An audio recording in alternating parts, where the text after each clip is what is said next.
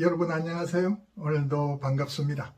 지난 2023년도에 대만에 있는 국립사범대학교에서 6개월간 중국어학 연수를 할 때였습니다. 당시 사전 테스트에서 어느 정도 실력을 인정받았기 때문에 가장 높은 수준의 수업을 받게 되었습니다.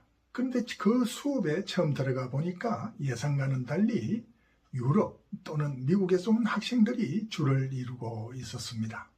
사실 그 이전에는 생각하기를 구미국가 출신 학생들은 한자뿐만 아니고 한자에서 유래된 어휘 이런 것에 지학점이 있기 때문에 가장 높은 수준의 반에는 일본 또는 한국에서 온 학생들이 많지 않겠느냐 이렇게 막연하게 생각을 하고 있었습니다. 물론 그 반에 올라온 구미국가 출신 학생들은 그만한 배경도 있었습니다. 예를 들자면은 대만에서 이미 수년간 체류하면서 현지 회사의 고문으로 일하는 사람이라든지 또는 대만의 대학원에 진학하고자 열심히 공부를 하고 있던 스페인 출신 학생 또는 영국의 경우를 들자면은 영국 현지 대학에서 중문학과를 다니는 학생 이런 정도의 배경들을 가지고 있었기 때문에 높은 수준의 반에 올라왔다고 해서 전혀 이상할 것이 없는 그런 배경을 가지고 있는 학생들이었습니다. 그런데 그 중에서 미국에서 온 30대 중반 정도 되어 보이는 남자 학생이 한 명 있었습니다. 이 학생은 자기가 소개하기를 미군 출신이고 현재는 미국 국무부에서 외교관 같은 역할을 하고 있는 요원이라고 표현해야 될까요? 어쨌든 공무원 신분을 가지고 있는 학생이었습니다. 가장 높은 수준의 반에 올라올 정도이기 때문에 당연히 회화는 아주 유창하게 잘했습니다. 그런데 어느 날 필기시험이 있었습니다. 어학원에 다닌 분들은 다 아시겠습니다만은 어학원에서는 항상 정기적으로 필기시험을 치르게 돼 있죠. 당연히 높은 수준의 반이었기 때문에 필기시험의 난이도도 꽤 높았습니다. 그런데 그 난이도와는 전혀 관계없이 이 미국 학생은 시험을 본격적으로 시작하기도 전에 시험을 포기하는 것이 아니겠습니까? 제가 마침 그 사람 옆에 앉아 있었기 때문에 저는 순간 굉장히 의아한 눈초리를 보내니까 그 학생이 뭔가 멋쩍은 듯이 황급히 변명을 했습니다. 그 변명의 내용인즉슨 자신은 미군에서 중국어 공부를 시작했고 배웠기 때문에 한자에 대해서는 아는 것이 거의 없다. 물론 간단한 숫자 또는 간단한 한자는 당연히 알고 있었겠죠. 그렇지만은 그 가장 높은 수준의 반에서 치르는 그런 정도의 필기시험은 도저히 치를 수 있는 그런 한자 능력은 되지 않는다. 이런 뜻이었습니다. 물론 그 현장에서는 저도 수긍한다는 그런 표정을 짓긴 했습니다만은 내심으로는 한자를 모르고 중국어 공부를 한다? 한자를 모르고 하물며 저렇게까지 높은 수준의 회화 능력을 갖춘다? 도저히 이해를 못했습니다. 상상조차 할 수 없는 일이었습니다. 어쨌든 그렇게 시험을 치르는 동안에 그 미국 학생은 자신의 컴퓨터를 보면서 거의 휴식을 취하듯이 시간을 보냈습니다. 그 시험 이후에 저는 개인적으로 상당히 호기심을 느꼈습니다. 도대체 지금까지 내가 개인적으로 가지고 있는 그런 개념과 워낙 그 차이가 나기 때문에 저희들만 해도 아주 어릴 때부터 중국어라는 것은 현존하는 세계 유일의 표의 문자인 한자를 바탕으로 그 기반으로 모든 것이 이루어지고 있다. 이런 생각을 굳게 하고 있었습니다. 당연한 것이죠. 우리나라 사람들 입장에서는. 그런데 그 후 자료를 찾아보니까 정말 미국에서는 특히 미국 군인들이나 외교관을 중심으로 한자 없는 중국어 교육이 보편화되어 있다는 것을 알게 되었습니다. 예를 들자면 미국 국방어학원 또는 미국 국무부의 외교관 훈련 프로그램 등에서는 한자를 사용하지 않고 한자 병음이라고 그러죠. pinyin, 한자의 발음기호라고 볼 수 있습니다만 이 피닌과 약간의 그림을 바탕으로 중국어 교육을 시키는 겁니다. 사실 그들의 교육 프로그램도 충분히 알게 되면 이해가 되고 납득이 갑니다. 왜냐하면 그들은 이렇게 주장합니다.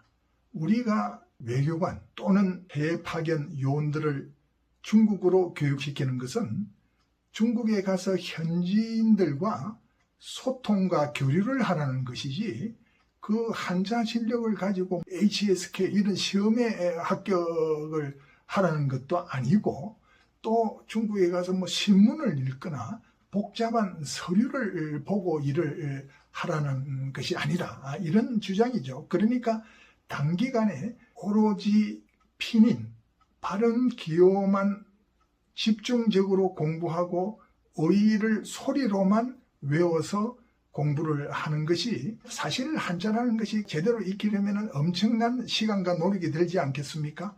그런 시간과 노력을 생략하고 보다 효율적인 공부를 시키겠다. 이런 목표라는 거죠. 그래서 한자를 모르면서 실제 회화에서 일상생활에서는 중국어 달인으로 역할을 할 수 있는 중국어 고수들이 탄생하게 되는 것입니다.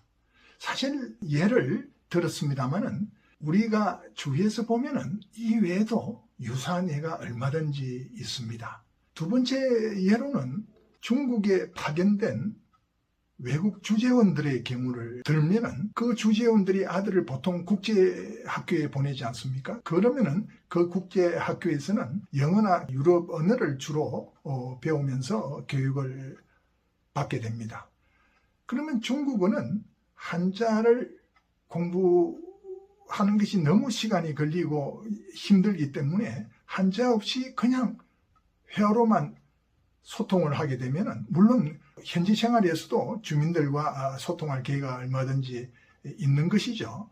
그렇게 하면은 결과적으로는 한자를 잘 모르는 상태에서도 얼마든지 현지인들 간의 소통과 교류를 자유자재로 할 수 있는 그런 사람들이 만들어지게 된 것입니다. 또 중국 현지의 주민들도 마찬가지입니다.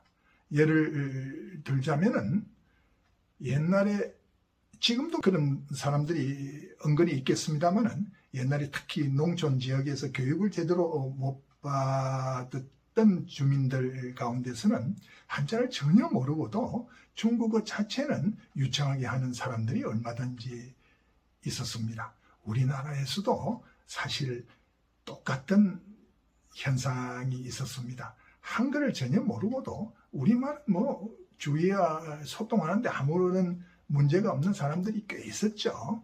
또 한족이 아닌 소수민족들 중에서도 자신들의 언어를 또 해야 되니까 말이죠. 그러다 보니까 충분한 한자를 익힐 만한 시간 이런 게 없기 때문에 그냥 중국어는 글자 교육 없이 그냥 구두로만 회화로만 익히고 소통하는 그런 또 집단들이 있게 마련입니다.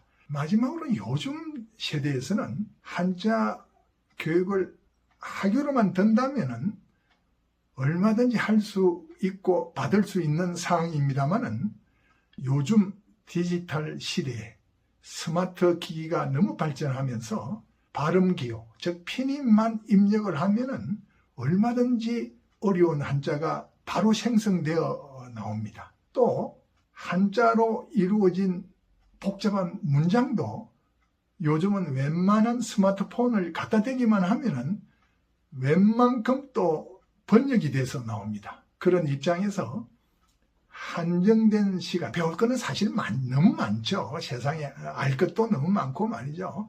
그런 상황에서 굳이 한자를 익히기 위해서 시간과 노력을 들일 필요 없이 그냥 현대 문명의 이기를 이용해서 회화, 소통, 교류만 할 수 있을 정도로 중국어를 하는 것이 오히려 훨씬 더 효율적인 것이 아니냐. 이런 또 취지의 교육 방법도 있습니다.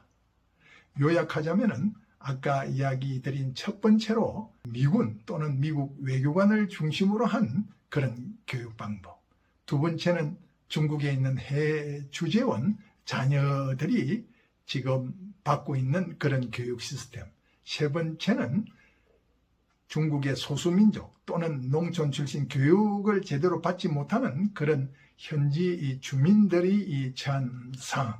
네 번째는 현대 스마트 기기를 이용해서 의도적으로 한자 공부를 하지 않고 회화와 소통과 교류에 중점을 준 그런 중국어 공부를 하는 경우. 이렇게 네 가지 경우를 이야기를 했습니다마는, 자, 여러분 어떻습니까? 흥미롭지 않습니까? 한자를 모르고 중국어 공부를 한다. 심지어 한자를 모르고도 중국어를 유창하게 구사한다. 저는 깜짝 놀랐습니다마는 여러분들은 어떻게 생각하시는지요? 자, 오늘도 끝까지 시청해 주셔서 큰 감사를 드리고 앞으로도 구독을 통해서 이런저런 다양한 이야기들을 함께 나눌 수 있는 기회를 갖기를 기대합니다. 감사합니다.